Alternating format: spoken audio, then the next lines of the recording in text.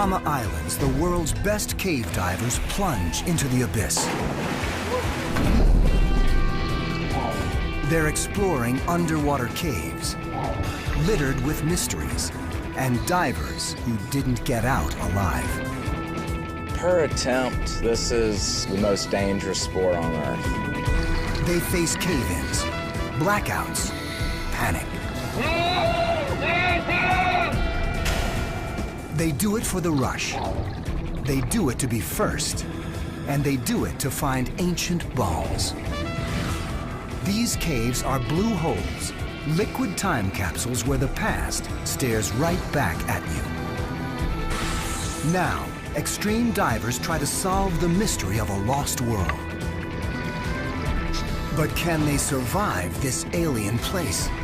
Under pressure, underwater, underground. Extreme cave diving. Right now on this Nova National Geographic special.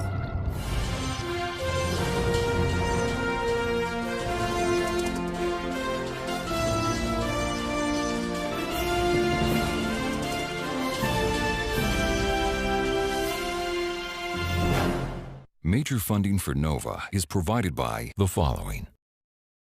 The David H. Koch Fund for Science, supporting NOVA and promoting public understanding of science. And by the Corporation for Public Broadcasting. And by contributions to your PBS station from viewers like you. Thank you.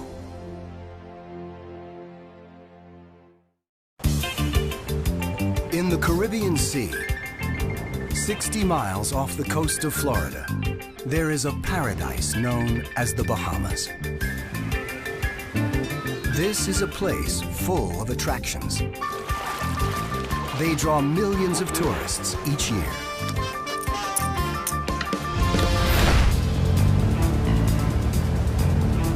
But these visitors aren't here for sun or sand, though they may be in for a bit of a gamble. They've come to search for a lost world. They're extreme explorers, astronauts of an inner space called blue holes. Blue holes get their name from the dark blue of their depths. And while they don't look like much at the surface, what seems like a small pond can go thousands of feet down and spread out into a maze of underwater passages and tunnels. The mystery of their depths beckons the able and the foolhardy alike.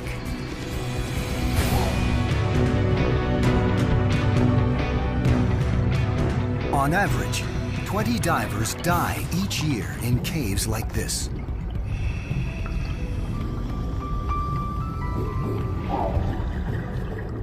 But to these explorers, it's worth the risk. Because blue holes aren't just spectacular.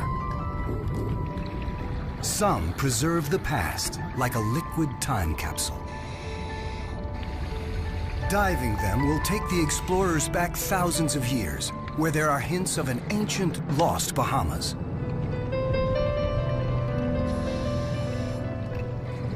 What did this world look like then? And who lived here?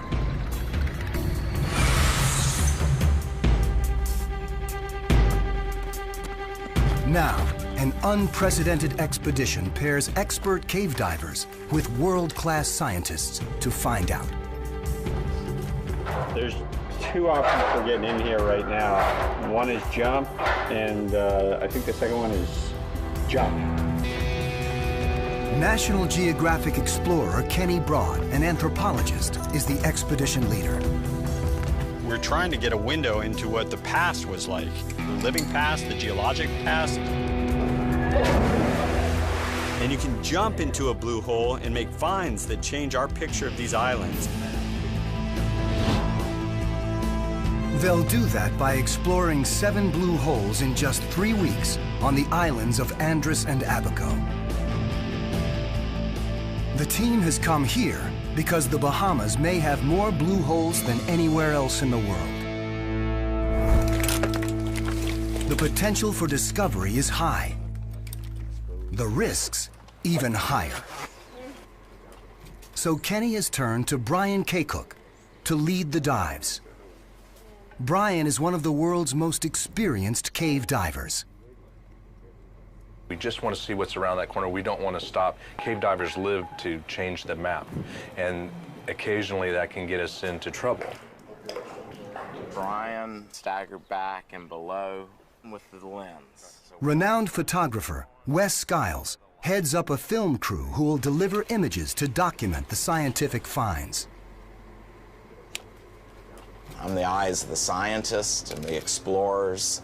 I know that what I'm shooting is bringing this back to be shared in very important ways, and that's thrilling.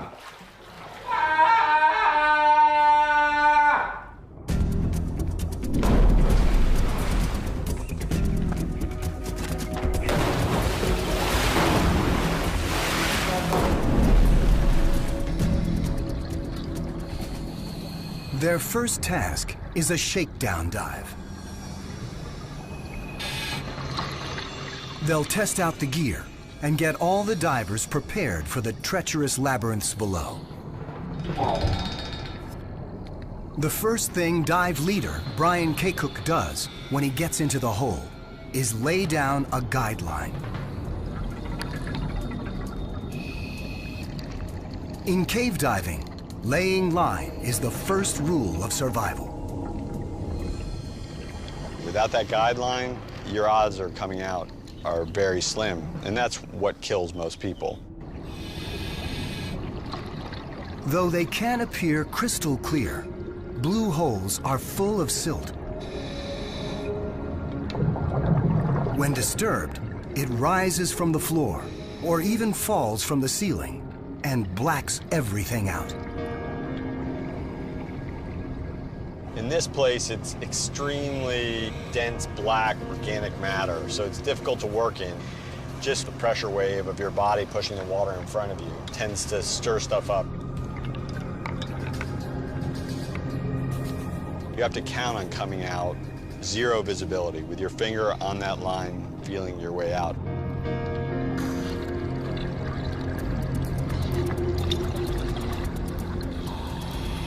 But even that lifeline can turn against you. Line, an inanimate object, a piece of nylon string. You put it underwater in a cave and it comes alive, and it's devious and evil. It's out to kill you. We have lots of stuff on us, and all of those things can become entrapped in the line or caught in the line if we get too close to it or not paying attention to it. If they do get tangled up, cave divers carry knives, usually more than one. They like backups, and they like their backups to have backups. Right, just to give you just a little sense of the redundancy. So you got knife, knife, another knife. It's actually a parachute cutter. So, my mom's favorite kitchen knife. Don't tell her.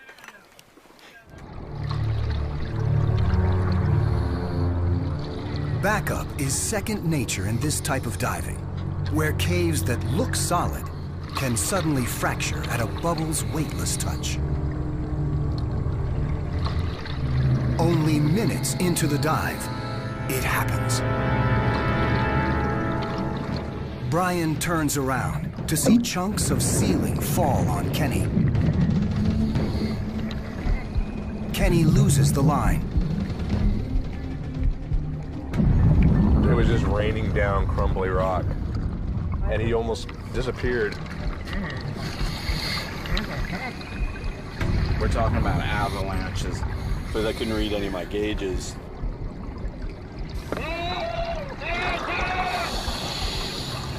While filming, Wes is pummeled by the debris. Once it went completely zero viz, I was trapped in there. Next time you're in your house, turn off all the lights, put a bag over your head, and try to find your way out. Your heart rate will go up, and it takes a while.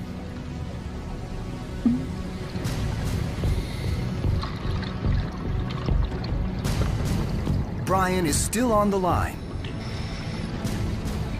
Kenny grabs his leg and they escape, covered in debris.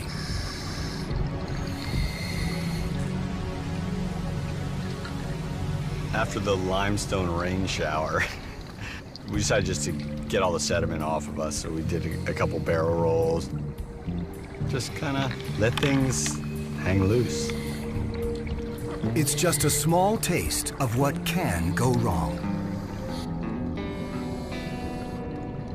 Well, per attempt, this is the most dangerous sport on Earth.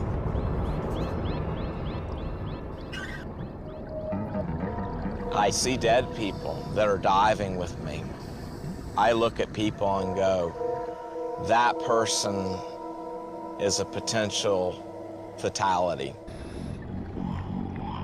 And down here, with the slightest mistake, potential becomes reality. Out of nowhere, a human arm bone appears. Next, a flashlight. Then a knife, strapped to the leg of a 70s-era wetsuit. An orange sleeve and a headless torso. The remains of a diver who died trapped in this cave 30 years ago. He's jammed up like he was trying to find his way out. He looks like a 1970s diving display. He used no guideline, no redundant systems. Nearby, the diver's head, with his dive mask still in place.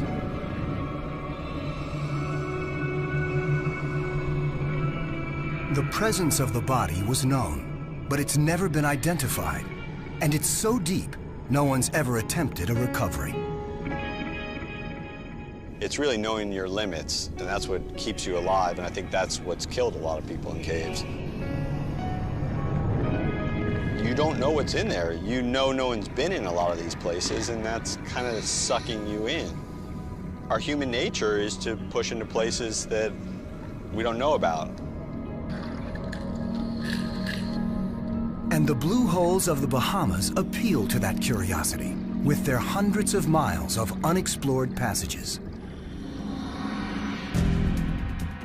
The blue holes formed as long as 300,000 years ago, in the middle of the Ice Age, when ice caps expanded and sea levels dropped. Then, sea level was over 400 feet lower, and the Bahamas sat high and dry. Over time, rain carved holes in the limestone base of the Bahama Islands, creating caves. When sea levels rose again, the caves filled up. Ocean water settled at the bottom. Fresh water accumulated at the top. Eventually, the deep layer became completely devoid of oxygen. And that's what makes blue holes time capsules. Without oxygen, bones and other hints of the past are preserved. It's one of the main draws for cave explorers.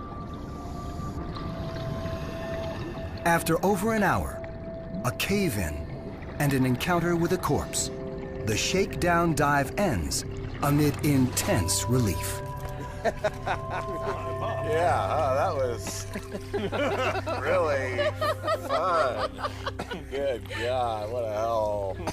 That was one of the most tense 78 minutes that I've spent in a long time. As cave divers often say, a successful dive is one you return from. And you think you're home free, and all of a sudden the cave starts raining on you. Yeah. We're laughing because we're here to laugh about it. Let's go cry by the band. With their gear and fortitude tested, they're ready to take on a biological cold case thousands of years old.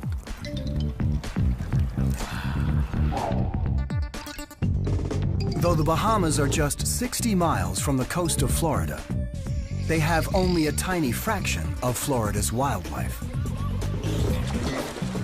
There are no crocs or tortoises in the Bahamas, and no big predators of any kind.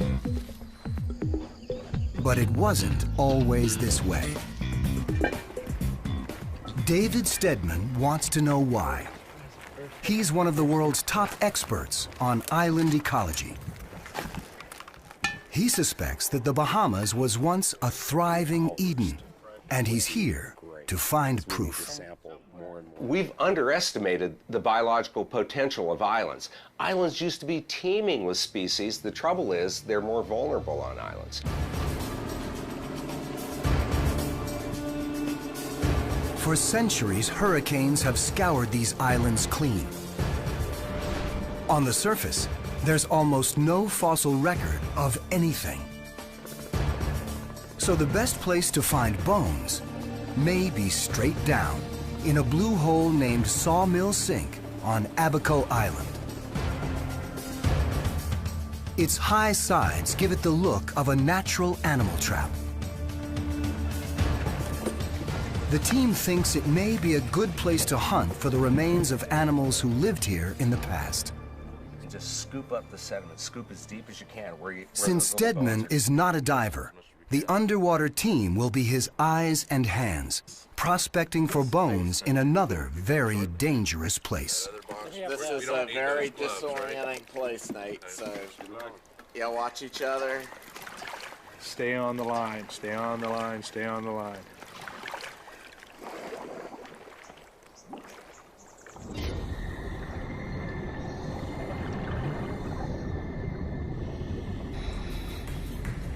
Before they reach the bottom, where fossils would be, they face one more perilous obstacle: a thick layer of poison hydrogen sulfide.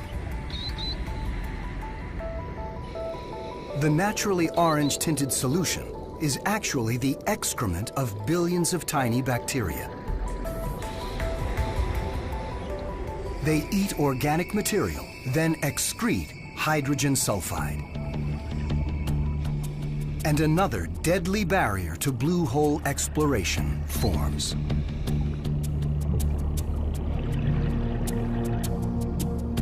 The divers can't protect themselves from this poison because it enters through their skin.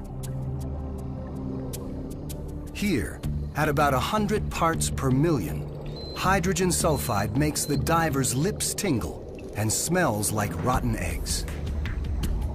But prolonged exposure may cause brain damage, so they've got to kick through it fast. Once on the other side, they reach the oxygen-free zone.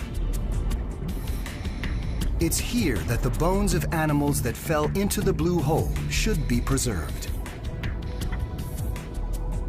We're dealing with sort of an aquatic tar pit. Animals get in there, and as they die, they sink down into the part of the water that has no oxygen in it. Because that water has no oxygen in it, there's nothing to support the microorganisms, the bacteria and fungus and things like that, that normally would decay bones. In Sawmill Sink, fossils that are 4,000 years old appear better than a chicken bone that may have been thrown in your backyard the week before. Prospecting for fossils in a blue hole takes a delicate touch. Even gentle probing can stir up the silt, which could create a dangerous blackout. As he probes, Brian makes a find.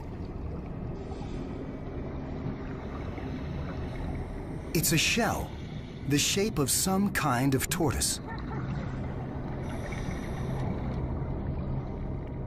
The oxygen-free layer doesn't preserve skin or muscle, but it does maintain shell and bone in almost pristine condition.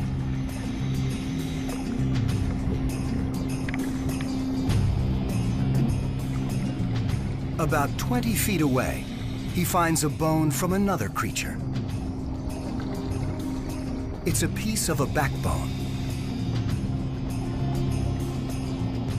But whose?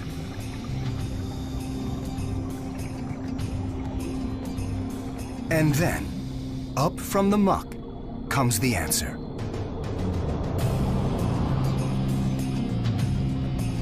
A foot-long skull loaded with teeth.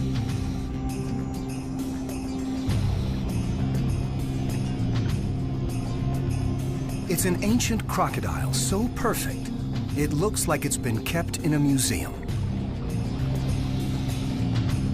Large animals like these don't exist on the Bahamas today. These finds are evidence that there may have been a lost world here. With these prizes in hand, the team follows the line deeper into the cave. In this part of Sawmill Sink, the cave opens up.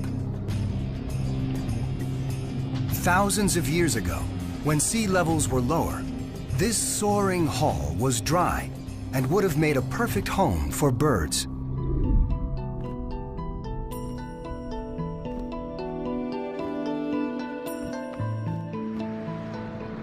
Today, the divers can actually swim up to a ledge where birds might have roosted and start scouting for fossils.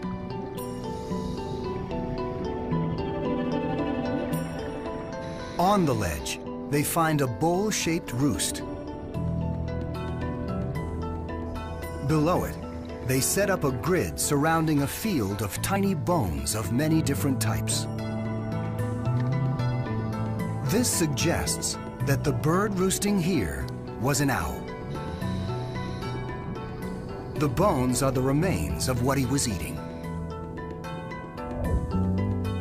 Since they can't digest bones, owls collect them in their crop and vomit them out in a clump called a pellet. This is a fossil gold mine. The bones of lizards, snakes, bats, and small birds. A census of life here thousands of years ago. It will delight David Stedman, waiting for the divers to return.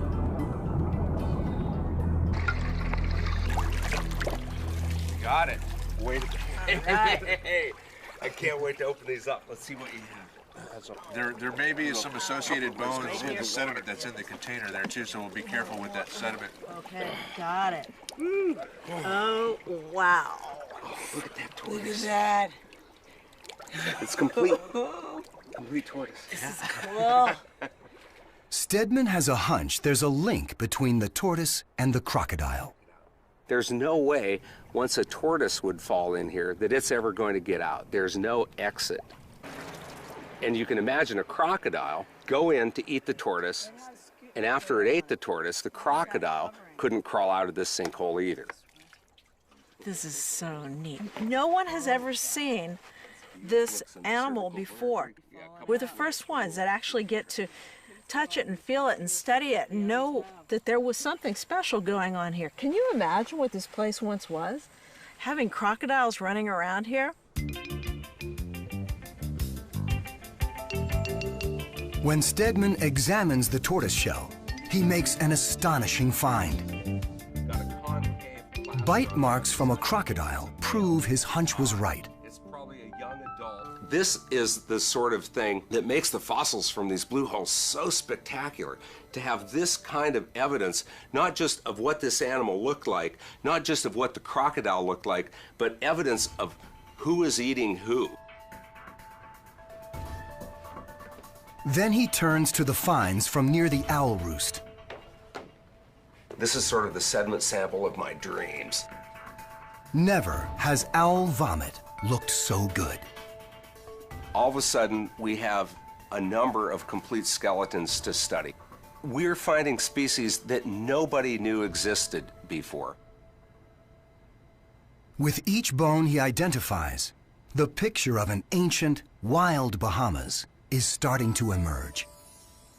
The three largest bones are the three major leg bones of a flightless rail, an undescribed species of flightless rail, unknown to science. This new species joins the croc and tortoise as the list of animals found in Sawmill Sink grows. A lizard, a meadowlark and a burrowing owl, a Bahamian boa constrictor, and a raptor called a caracara. From just a single bag of sediment, Stedman identifies 35 species previously unknown here. 3 are entirely new to science. It's clear that centuries ago, the barren islands of the Bahamas weren't so barren. So what happened? The bones I've picked out so far, every one of them represents a species of bird that isn't on the island anymore. Based on just this tiny sample, it looks like we're on our way to documenting a pretty drastic change. About 1,000 years ago, most of these animals mysteriously disappeared. A fossil trail extending back roughly 12,000 years suddenly goes cold. What killed these animals off?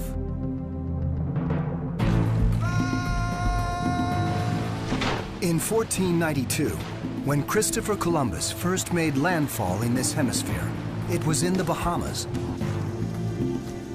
He encountered a people called the Lucayans. The Lucayans descended from people that came from South America around 800 BC and slowly migrated to the Bahamas. At the time, Columbus wrote almost nothing about their rituals or traditions.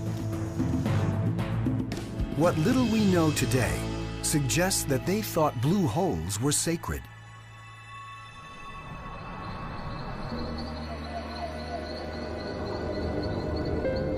They believed caves were the birthplace of humankind, and that when someone died, they should be put back inside.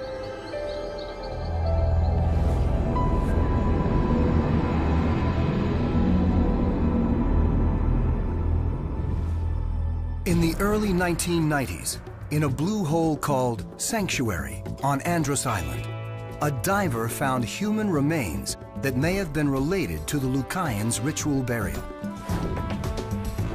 Following up on that lead, the team will search for more remains, beginning at Sanctuary. They'll try to determine if there's a link between the Lucayans and the animal die-off that occurred about 1,000 years ago. Our goal is to go down there, look for those identifying signs that there are bones, skulls, hopefully, recover that and document it all. Sanctuary is protected by a series of natural barriers. For starters, it's 110 degrees with humidity to match. If you're looking for liquid weight loss, it's a great site. If you're looking to stay hydrated, it's not the best site. Underfoot, a type of jagged, dead coral called needle rock. And throughout the scrub, a toxic plant named poisonwood, which they've marked with red tape. Poisonwood is like poison ivy on steroids.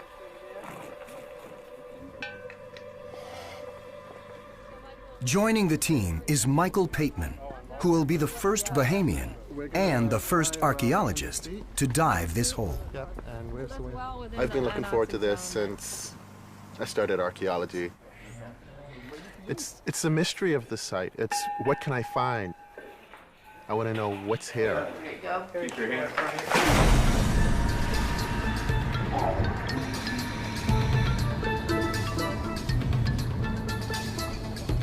Once on the line, the team begins their descent to the point in the cave where 20 years ago, a diver found human remains. They'll search in an area that's deep, 260 feet.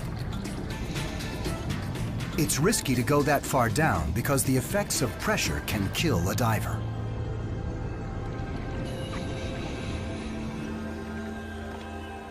At sea level, the pressure exerted on a person is called 1 atmosphere.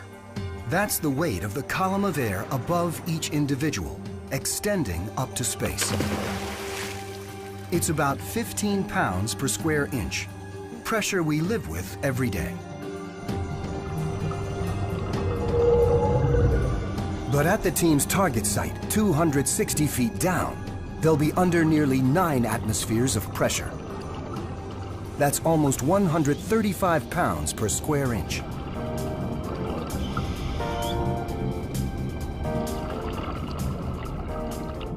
Under pressure, the gases in air, mostly oxygen and nitrogen, enter the diver's bloodstream faster.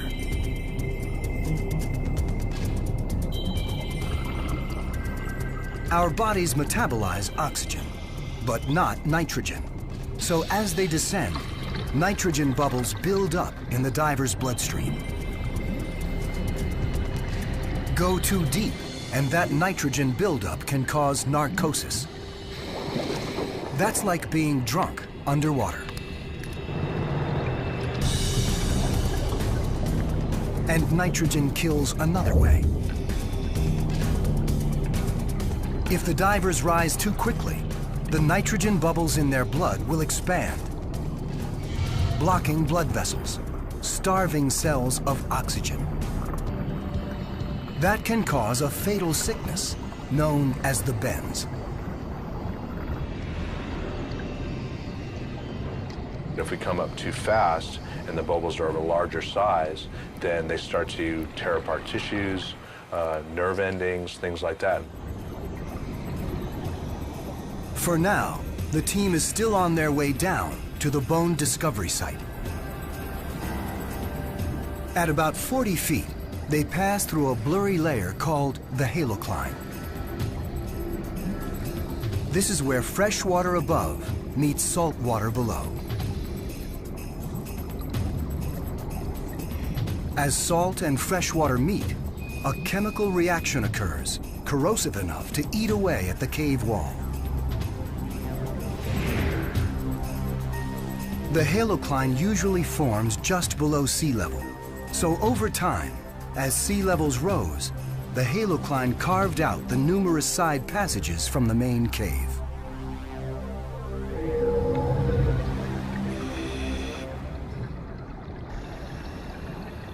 At 260 feet, they're just above the slope where human bones were found and face another potential danger.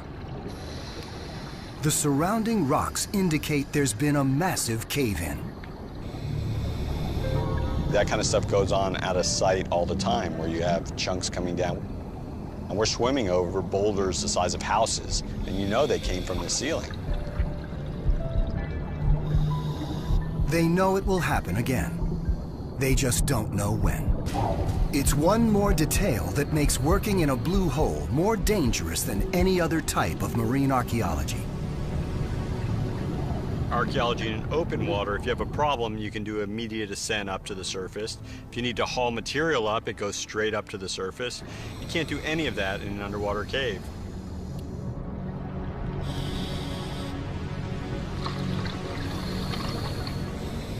In spite of the challenges, it pays off. With first, a human jawbone.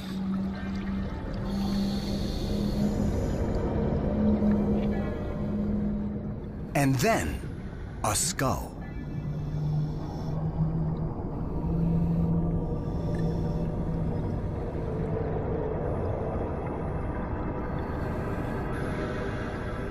For Bahamian archaeologist Michael Pateman, the find leaves its mark. To finally actually go in the site and to see the site, I thought, wow, I can spend hours in here. And to have been the first Bahamian to dive in that blue hole was just, it's still not sunk in completely yet. By the end of the dive, the team has recovered pieces of 3 skulls. But critical questions remain. Are they connected to the catastrophic die-off of animals here? And could these skulls belong to the Lucayans, the same people Columbus wrote about? Pateman identifies a deformity in the skulls that seems to confirm their identity. When they were children, the Lucayans bound the foreheads and the backs with boards and then wrap them. And so that would create this, what you see here, this conical shape. It's a characteristic found only in cultures like that of the Lucayans. And when the skulls are radiocarbon dated, there's an even bigger revelation. The skulls found in the blue holes date from about 800 years ago. By then, the Lucayans were already settling in the Bahamas and having an impact. And the animal die-off that David Stedman identified started about 1,000 years ago. The dates are close enough that it's likely there's a link between the Lucayans and the deaths of the animals here. We have great fossils from about 12,000 years ago up to about when the first people arrived.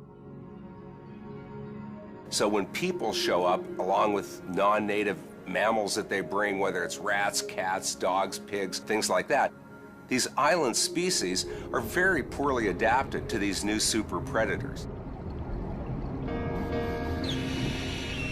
On islands across the world, the most vulnerable species have been wiped out. They're extinct. By exploring the time capsules inside blue holes, these divers have discovered a lost Eden that was, and showed how humanity changed the Bahamas forever. But bones aren't the only prizes preserved in blue holes. Locked in spires like these are secrets about the planet's history, secrets that can only be found in blue holes. So now the team heads for blue holes famous for some of the most spectacular spires in the Bahamas.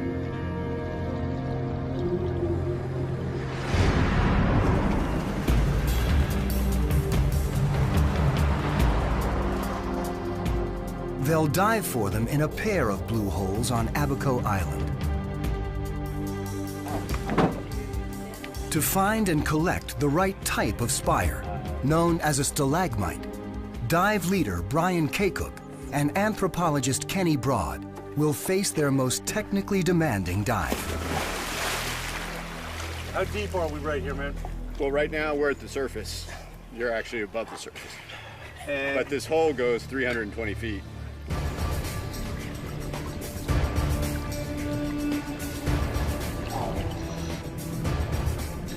Cutting through the solid rock at the base of a stalagmite is going to take a lot of time.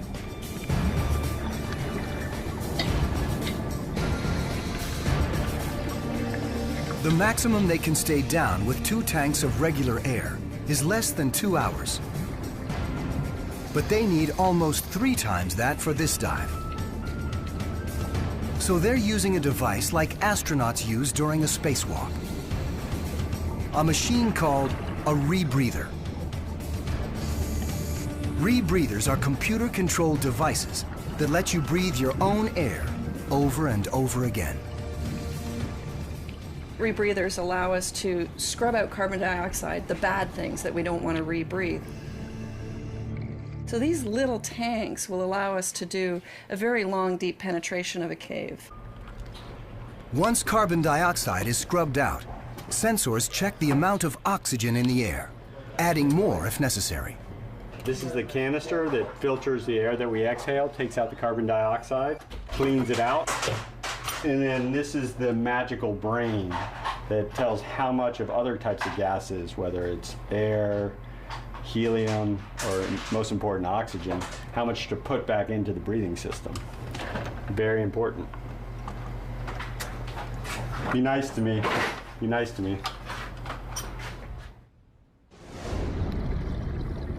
Rebreathers are especially good for cave diving because they release few bubbles, which can dislodge ceiling debris, creating blackouts. But they do have a deadly downside. There's as many as 1 out of 10 rebreathers sold that people have died on. I mean, this is real serious business. It's a very complex piece of equipment. It needs to be prepared properly. You've got to be on your toes, and you need to be monitoring it constantly.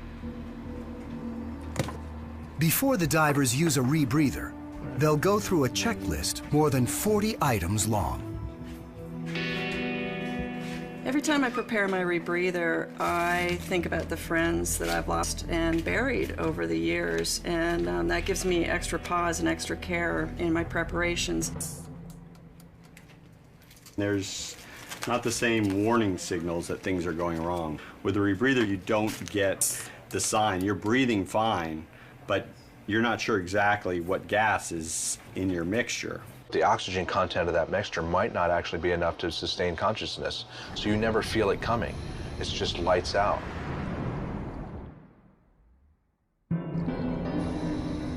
On this dive, rebreathers offer Kenny and Brian a tempting but sobering bargain. Nearly unlimited time to work in the deep at a significant risk of dying on the job. Avoiding that requires intense concentration, and for Kenny, that's the appeal. It's how I can disconnect. I feel like all day I'm attacked by my cell phone, I'm attacked by my email. It's the only place in the world where that has to be shut out. It's the only time you can have 100% concentration because it's a life or death endeavor. At 150 feet, Brian and Kenny transit a series of rooms girded by stalagmites. These mineral formations grow from the ground up.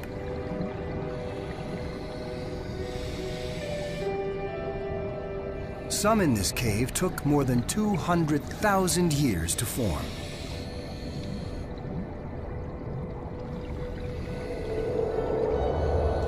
It started in a dry cave when water percolated through the ceiling and fell in different spots.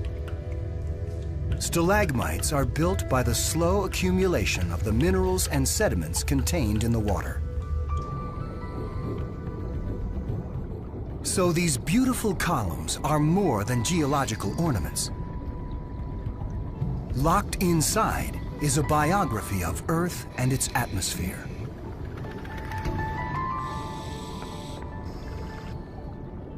The stalagmites Brian and Kenny are harvesting may help answer critical questions about the history of Earth's climate.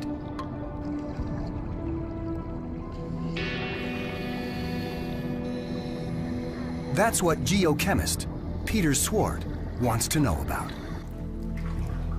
Stalagmites give us a clue to what paleoclimate was many thousands or hundreds of thousands of years ago. Much of what we know about climate history comes from two sources: sediment samples from the ocean floor and cores taken from glaciers and ice sheets.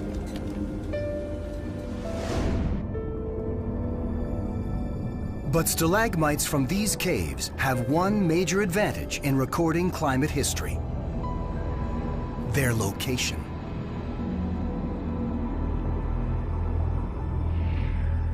The Bahamas lie beside the Atlantic Gulf Stream.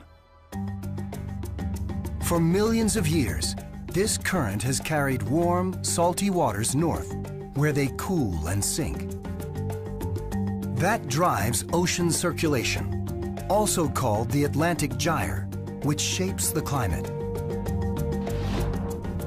Stalagmites record changes right in the subtropical Atlantic Gyre. So here, we're really at the heart of the action. We haven't had that kind of opportunity to see the changes which occur in this region before now. So the stalagmite that Brian and Kenny have cut could provide a gold mine of global climate history. Using that history, Swart may be able to answer a critical question.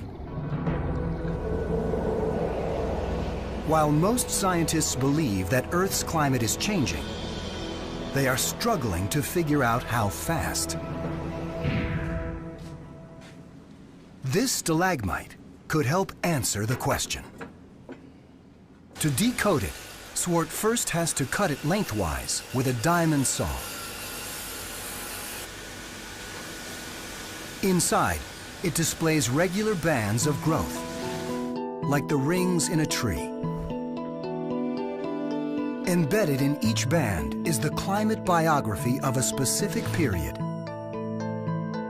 With analysis, Swart can describe how much it rained, what chemicals were in the rain, soil, and air, even the temperature. Examination of the stalagmite shows evidence of more than 5 major climate changes over the last 80,000 years. This corroborates findings in samples taken from ice cores. But then he notices 2 curious details. First, the way the bands formed suggests that at least one of these climate episodes came on very abruptly.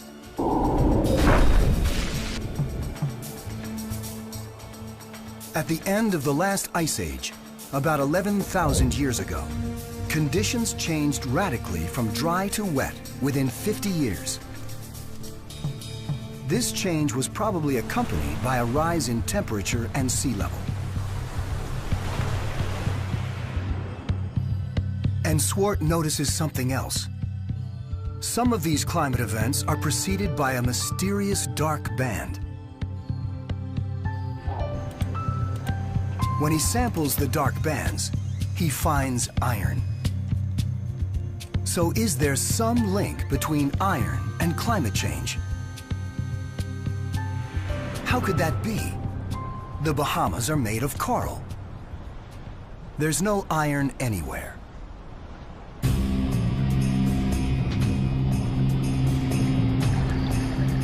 In the blue hole where they cut the stalagmite, Brian and Kenny notice something that might help solve the mystery. In the cave wall, they found a layer of red sediment.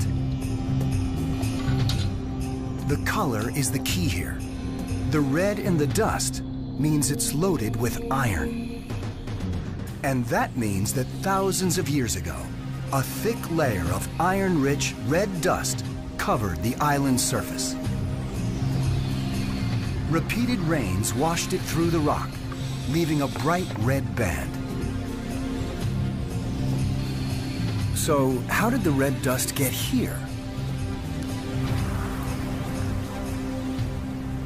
One theory suggests it came from the Sahara Desert, some 4,000 miles away. During times of extreme drought, towering dust storms gather in the Sahara, pushing dust high into the atmosphere, where it's carried across the Atlantic.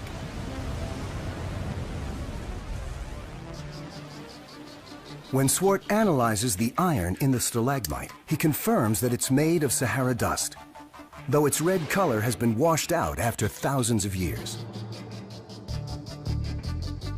And in the dark band, he isn't finding traces of iron, but significant concentrations. Now, the iron was very low concentrations, with the exception at this boundary here. The areas with the highest concentration of iron correspond almost exactly to the places on the stalagmite where the chemical composition indicates a period of major climate change. That probably means a major Sahara dust event came right before each change, when temperatures and sea levels rose. The fact that Saharan dust storms happen with greater frequency today is raising concerns that history could be repeating itself. Now, we know, say, the last 40, 50 years, there's been a major drought in Africa. And that's seen an input in the amount of dust which is coming from the Sahara region to the Bahamas. It's estimated that over the past 5 decades, the Sahara has seen a 10-fold increase in large-scale dust storms. If we're witnessing the beginning of a major climate change, it could happen fast, just as it happened in the past. Maybe in as little as a lifetime.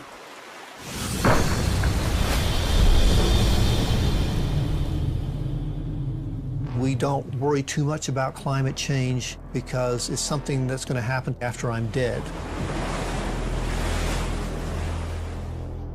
But in actual fact, in some of the records that we've been looking at, we see tremendous changes in a matter of decades. And so when climate changes that fast, obviously it would have tremendous implications for the present-day society.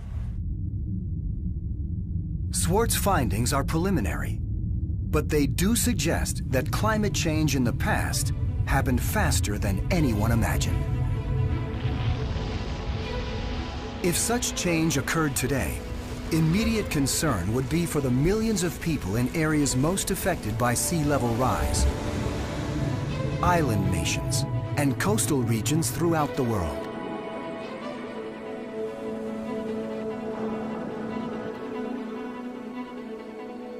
For the expedition team, climate change could pose an immediate threat to the future of blue holes.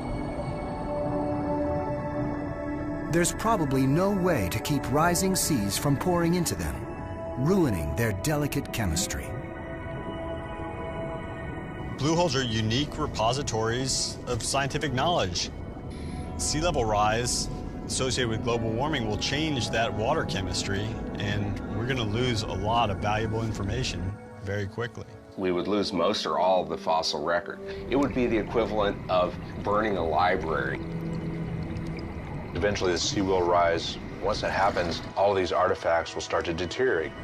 So we really feel like we need to get as much information out of these places as we can right now. Losing blue holes is hard to contemplate for the explorers who have touched the depths of this lethal and alluring lost world. You know, I'm not sure I would know how to go on in life if I wasn't able to go to my church underwater. We go down in these places and we're cleansed. When we come up from a dive, the pressure, the challenges, the difficulties, the conflicts, they're gone. We come up from a dive and it is like you're reborn.